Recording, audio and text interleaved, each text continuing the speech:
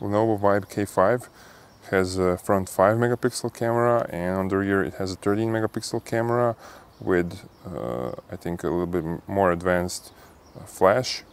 So let's try to start up the camera.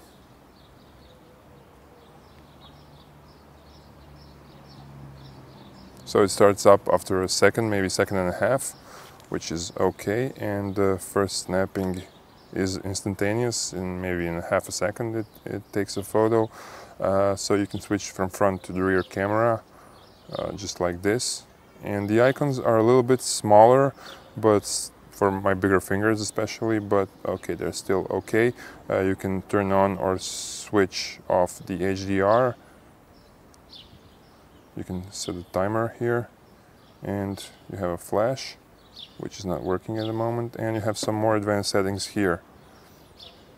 You can set the white balance, ISO, some effects you have here, so it's a little bit more advanced camera interface. Photo quality from the rear 13 megapixel camera is pretty good in daylight conditions. 80 or 90% of the photos are well exposed, the colors are accurate, the colors look as you see them with your own eyes. So you'll get mostly very good photos for family usage, maybe for traveling, but I wouldn't use this camera for travel. And you'll see that in low light conditions, or if you move a little bit faster, the exposition is not good. Also, if you want to shoot some macro photos, you see this flower, it wasn't able to focus, it had problems, so you'll have to play a bit more with the camera. In low light conditions, photos can be pretty blurry, it's unable to focus, so you'll have to shoot more images, and like 30 or 40% of them will be usable, which is not a good result, so camera in low light is not very good. You can shoot video in Full HD 1080p resolution.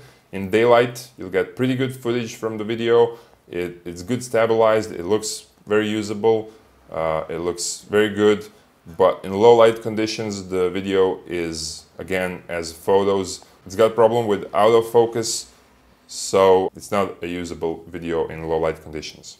Front 5 megapixel camera for selfies.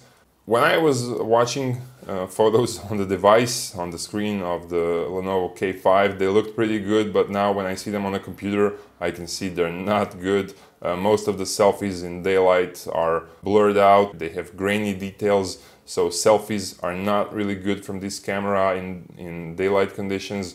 If you want to use them for Instagram or something like that, smaller resolution, they'll be usable, but for Facebook or anything else, they won't be really usable. In low light conditions, the situation is even worse, so photos look, I'd say, terrible. The background, maybe you'll be in focus, but the background won't be in focus. So again, usable for Instagram or something like that in low light conditions, but it's not a good front camera for selfies.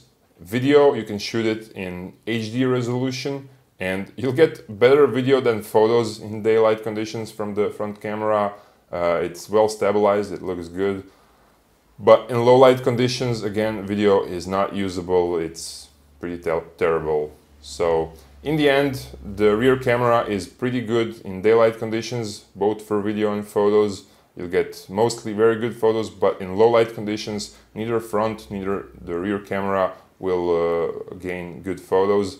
And the video is usable from the front camera and the rear camera only in daylight conditions. Thank you guys for watching. I hope I helped you with this video, and see you some other time. Bye.